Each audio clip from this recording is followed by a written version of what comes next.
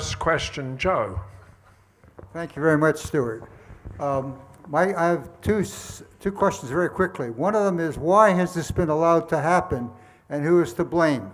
Well, I can answer the first one very well. It's the government. The government makes the rules, but like all things it does in this damn country, it doesn't regulate them, and that's what's happening now. There's no regulation now. If you want proof of that, ask my wife, either of you. Ask my wife, because she works there. They never come over. And you know what they do for an audit? They let them know before they come there. They're coming there. Now, what sort of audit is that? Now, the other group that should be accountable here, and is not, are the unions. They're useless. They're paying fees into there, and these people, you haven't talked about this, they're ripping off the people who work for the nurses and so forth. That's the problem. There's no regulation, injustice. You're spot on. Just, I did mention what does happen in aged care regulation, and firstly, it's a myth that there's no unannounced visits in aged care. I can 100% guarantee there are, because we get them and we don't know when they're coming. Secondly, in terms of your point about the unions and their role, I mentioned the fact that they do play a role on the National Aged Care Alliance along with all the rest of us on that group. They are reasonably active. They certainly strongly make the points about pay rates for nurses and others in aged care. They're regularly doing that. Have they been successful as they would like to be? No, I'm sure they haven't. And it's certainly true that the wages we can pay people in aged care are less than we would like to as the employers, let alone we as a society might like. I think part of the question was, why does it happen? Why isn't there enough regulation?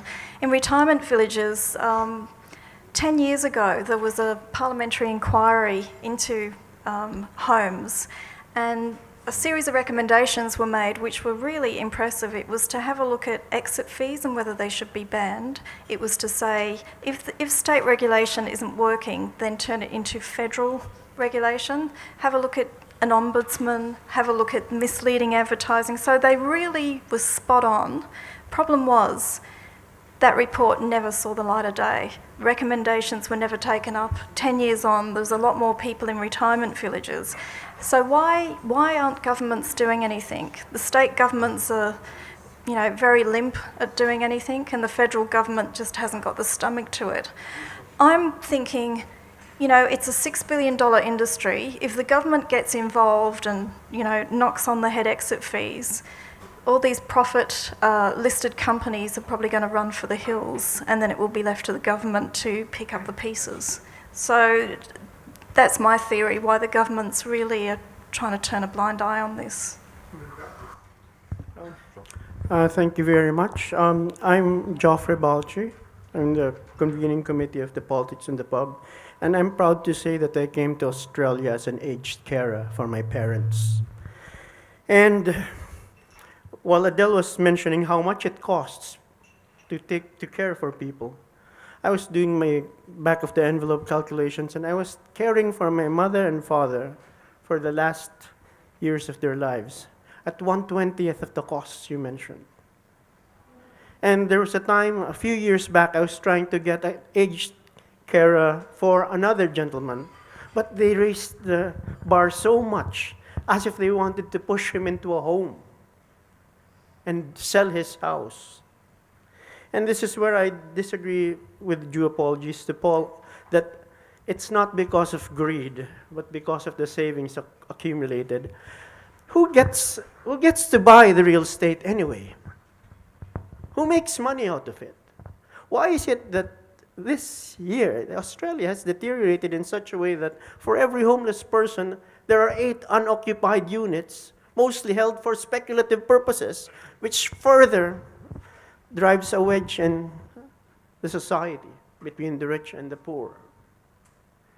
The whole system, the problem may be regulation, but deeper still is, the problem is that we have fallen victim to the false paradigm of neoliberal economics that says, let the market solve the problem, when actually I am the living proof that the markets are the problem. The markets designed in the way that neoliberal economists design it to be. And that's my comment, and I'd like your feedback on that. Thank you.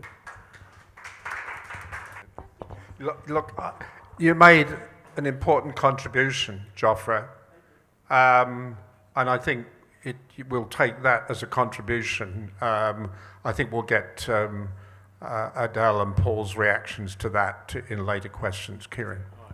Thank you, Kieran from the Management Committee of Politics in the Pub. Thank you for your talk. This is a comment, and with a brief question, a satirical comment. Is the comment brief as well? It is, yeah. Recently, at excavation sites in southwest France and in the Kandahar cave in Iraq, archaeologists have conclusively established that Neanderthals, our proto-human evolutionary ancestors, far from being the dim-witted brutes of legend, actually possessed intelligence, community, and humanity. The proof? Archaeological evidence gathered from the study of their bones that Neanderthals were compassionate creatures who cared for their elderly, their sick and disabled, those who could no longer make a contribution to the hunt to their economy. In contrast, it appears that our neoliberalist corporate business model of aged care, which treats the elderly as a profitable resource in some type of extractive industry solely intent on maximising profit and shareholder value, with old age and retirement villages robbing the elderly in accordance with the philosophy bleed them dry until they die, has led us to regress to a pre-Neanderthal stage of development, a new barbaric age of cannibalism. Do you agree? And shouldn't we be moving away from a profit-driven business model to a human alternative, quality, socialised, aged care as a human right? Good quality aged care is a human right. Look, I was speaking yesterday at our celebration of our 75th anniversary for Presbyterian Aged Care, and I made the comment that I have seen hundreds of staff and volunteers over the 10 years I've worked at Presbyterian Aged Care who go the extra mile with the people they look after both at home and in residential aged care. I don't think that there is no care that happens in our system in Australia. Far from it, there's an awful lot of care that goes on. But are the policy settings doing some of what you described? Yes. And that's why I said yes and no to the question. I think we do run the risk of having a society that puts dollar signs on everything to do with human interaction. And that is not a good way to go. And I do think that, you know, it's okay for a company to make a profit. It's just the degree that if there's one thing to make a profit, it's another thing to gouge. And I think with retirement villages, there's too much gouging going on and there's not enough monitoring of what's going on. And I agree with Paul. You know, I spoke to a lot of staff who didn't want to go on the record, but they were quite distressed at the bullying that goes on. They want to look after these people. They don't want to be charging them $10 for a Band-Aid, but they have no option. Yeah, g'day, Brian Concannon. Just two questions. First one regarding Britain's Dr. Shipley. Believe he killed 80 people or something. Just wondering, were they all pensioners, or most of them? And the second question relates something close to home. Someone I know, a friend of theirs, they had a will put in place a year before they got put in a nursing home. 6 months after being put in a nursing home, she died. She had 3 houses, this woman, 3 million or something, but after all was taken out, it was only 2.5. They went to collect their money, but the mysterious cleaner came forward with a will that was witnessed by her son. Straight away they smelled a rat, this woman and her brother, who were going to inherit the money.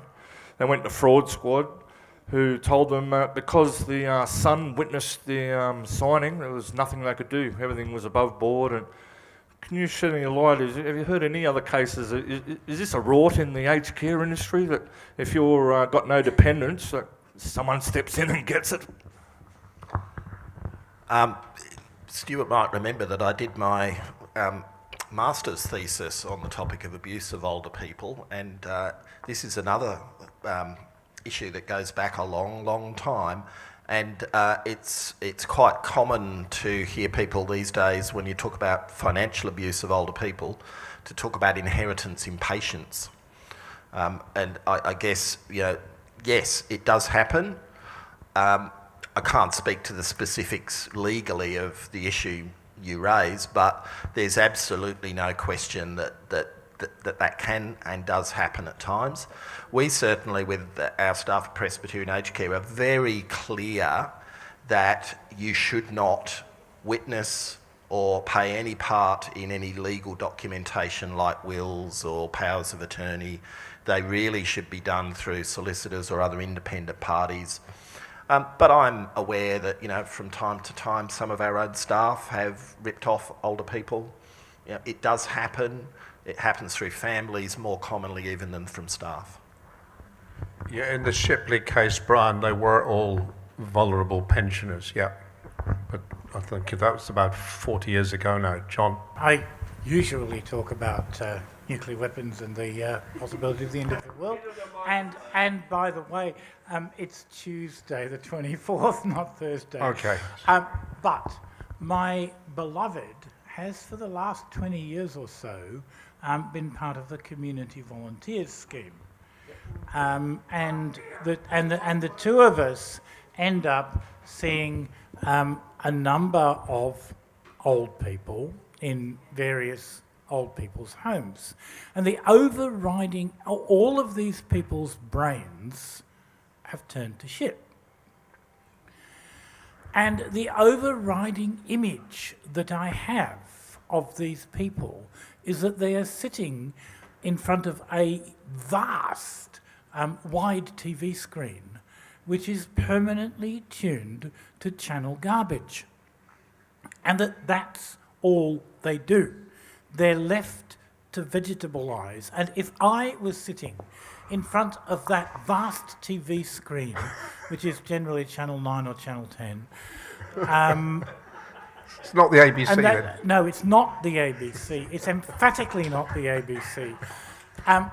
This is an old people's care issue. These people's brains are being turned to garbage by what they're watching and by the intellectual milieu that they inhabit. My own mother, God bless her, who is 90 and has just gone into an old people's home, complains bitterly about this. I mean, she's a former professor. She would do better with the test pattern. She'd at least be able to come to the meditate. question, John. The point is that the intellectual milieu that these people inhabit is a cognitive issue, and it's a massive one. And there are things that I would want to do with myself if it was the last part of my life. I might want to talk to people who are a quarter my age. Okay, John, you'll have to... I might want to evaluate my life. None of this is happening. No, that's right, Adele is. Look, very quickly, yes, it is an issue just sitting people in front of TVs all day. We try very hard not to do that, but I still walk into my aged care homes every now and then and see that that's what some of the people are doing. We've also got to remember... well, absolutely it does, but we've also got to remember older people have the right to choose, and it's quite interesting if you walked into their own homes, what would they have on? Channel 9 or whatever.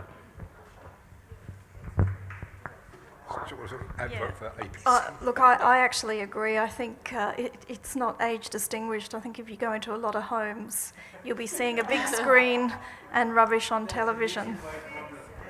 And not a lot of thinking about life. Hi, my name's Angelica. Thank you for speaking to us. So what I have learned tonight is, besides not buying a house, not having kids, and now my parents are never going to a nursing home, I'll never be able to afford anything ever. But I just wanted to just understand, I think it was said that 56% of people are means tested to be too wealthy to get government subsidy on the nursing home side? On the accommodation side, but then two-thirds of their revenue is from government funding? Correct. Okay. So the two-thirds goes to the 45%? No. The 2/3 is the total income that goes into the aged care system. And you might remember there were 3 different components. So there's a component which every resident pays, and there's no contribution from government, called the basic daily fee. Yeah. There's then a care component, which is the bit the majority of the government funding goes towards. And that's only reduced if you've over a certain means test. Okay. And then there's the accommodation component, and that's where roughly 56% of people, because they own their own home, are asked to pay towards their accommodation costs. Okay. The reason I wanted to clarify those was only because I'm not sure what's going to happen with my generation, but definitely with my parents' generation, they all have super funds and own their own homes. But I mean, I don't know how forward-thinking this plan is, but my generation that retire, it might work for my parents' generation, but what's going to happen in 40 years? Look, it's a really good comment, and it's one I've made in a few places, including to the superannuation industry when I presented at a conference for them recently. Because for people like yourself, you're much more likely to have some wealth in superannuation because of compulsory super than you are in housing.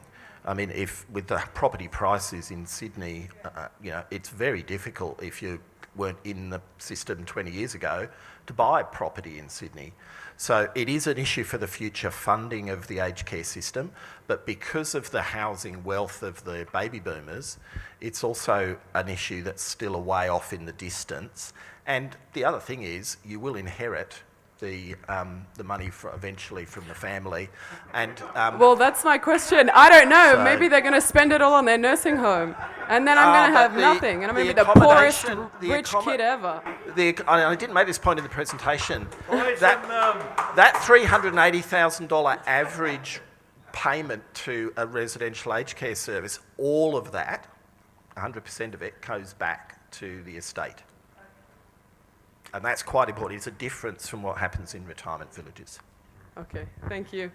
John, stop whinging about old people and their television habits. I'm a grandfather, I'm homeless, I've got to wait 6 months extra for the old age pension, and I'm not on the Housing Commission list yet, and I'm sick of watching Peppa Pig and the Wiggles with my granddaughters. I'm being brainwashed. Now, that aside, Wayne from Hump House, the folk group, has his loosely woven group that goes around all the nursing homes on the northern beaches singing You Are My Sunshine and all the other songs from the 30s, 40s and 50s and stopping people on the northern beaches nursing homes from getting dementia because they all join in. That should be happening everywhere. If we were living with it in Italy, our grandparents would be living with the grandkids. It would all be one happy family. But here in Australia, we can't wait for the oldies to cark it so we can move in and flog off the real estate. Now, my questions related to tonight's topic are the Moran family, 3 nursing homes in Annandale, so it doesn't have to go to Adele Horan's current company. They had enough left over to have a legal fight amongst the family will and fund Australians for constitutional monarchy, but they employed up in Johnson Street, Annandale, nothing but Filipino maids, and I don't know what their wage rates were, Jockry, but I want to go back to sitting at Katoomba Station talking to an old nursing home inmate 20 years ago, and he said every nursing home in Katoomba is owned by corrupt doctors in Sydney and all they feed us was dog food. This problem's been around for a long, long time. Would you care to reflect? My question is regarding ADIC, aid and disability home care, residential services, and also home care with the privatisation of support workers in that industry, whether there's a risk that they're going to become for-profit rather than not-for-profit services. Just quickly on that one, I'm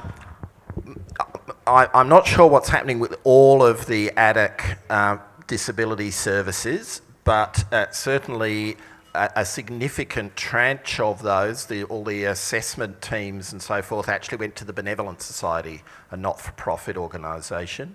And my understanding is the government's still going through the process of working out which of the group homes and the other services will go to which providers. It is possible some might go to for-profit organisations as part of that, but my guess is a lot will go to the not-for-profit sector. Yeah, I know that Aveo has moved into higher care, which is called Freedom Aged Care, and they've got accreditation on some of this, and that's one of the areas that they are moving into. Thanks very much. Exceptionally interesting, especially from my point of view, being 71 going on 72.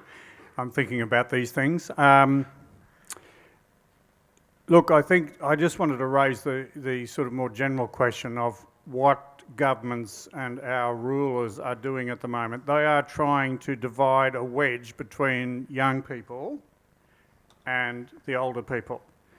And the question of the funding, leaving aside all the different aspects of it, the funding of elderly care, aged care, it overlaps with dementia. I have a very good friend, and it's a very sad case. He had a stroke, and he ended up in a sort of aged care facility, which was basically with dementia. He was really suffering and traumatised about this fact that his mind was perfectly fine, but he was just found by the system into a place which was full of dementia. But I don't want to talk about that point. The main thing is what I'd like the panel to sort of reflect on the fact of how do we overcome this problem that our governments and our rulers are trying to say to the young people that, you're spending all your money on smashed avocado, whereas the old people are using up all the current funding for their aged care and their pensions and all that sort of thing. We're being divided in this way, and I just wonder how are we going to sort of build a bridge between the current generation who are paying the taxes and the older people who, in one way or another, are going to have to rely on some of that funding for their care in one way or another. Okay, thank you. We kind of touched on it a little bit in response to your comment earlier about the difference between the housing opportunities for different generations. But one of the things that our organisation's had as one of its goals over the last couple of years is really focusing in on intergenerational connection as one of its primary factors. And we're just exploring at the moment with PLC, our fellow Presbyterian school in Armidale, the possibility that we might develop up there a joint aged care school centre, which would be purpose designed, actually looking at the integration of the school curriculum into how the aged care system might work. And a couple of my colleagues nationally on the Aging Communities Australia board are further advanced than we are in looking at that. Both Catholics and an independent not-for-profit in South Australia are well advanced in some campuses on doing exactly that.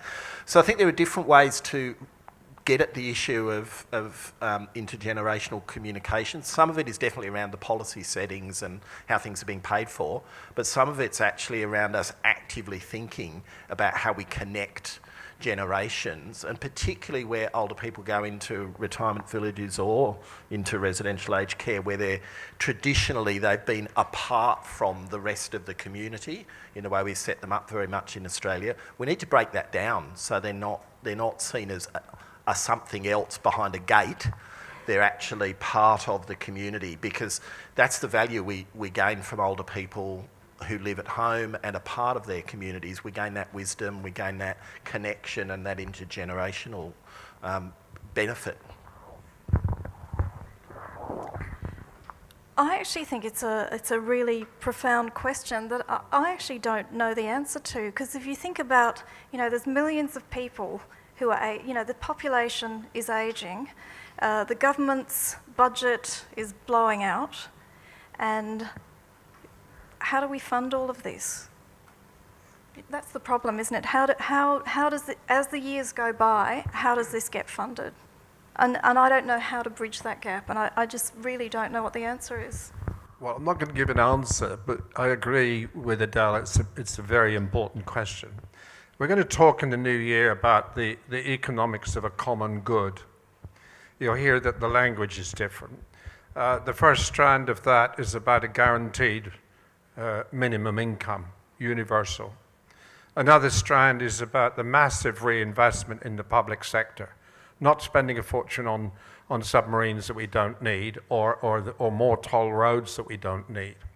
And another strand of that is about the long overdue commitment to a Charter of Rights so that policies, including the behaviour of the High Court, are governed by a Charter of Rights. If you had universal human rights as the driver of social and economic and I would say foreign policies, you'll come up with a very different picture. And what that means, I mean, George Monbiot is saying we have to grasp a totally different story. I mean, several of the questions have been prefaced by reference to neoliberalism tonight. And most of the younger generation have known only that, have known only the notion that everything, as you put it, everything is a commodity. Almost every conversation is a commodity. If you go back to Sydney University, it's an appalling multinational business of which certain aspects of education are almost peripheral. So, the social, the economics and the politics of a common good, it's that language, it's that story and the policies that will flow from it that we have to start to embrace. Can I just finish by saying that when I had a responsibility for policy and sociology and social work teaching at the university, I used to frequently say on a Friday night, it used to be in those days, to students, look, I'll bring a dozen of you to a session like this one, because the chances are you're going to learn more in one night here than you will in 12 weeks of lectures. And I have to say, that's precisely what we've had tonight from Paul and Adele. Yeah. And so,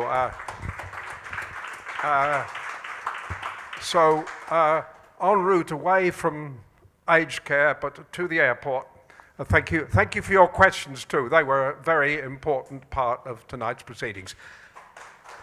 And next week, I'm going to announce next week, otherwise I get into enormous trouble for not doing so. An important question, big data, psychometrics and bespoke voter targeting, how the Cambridge Analytica facilitated the Trump and Brexit victories.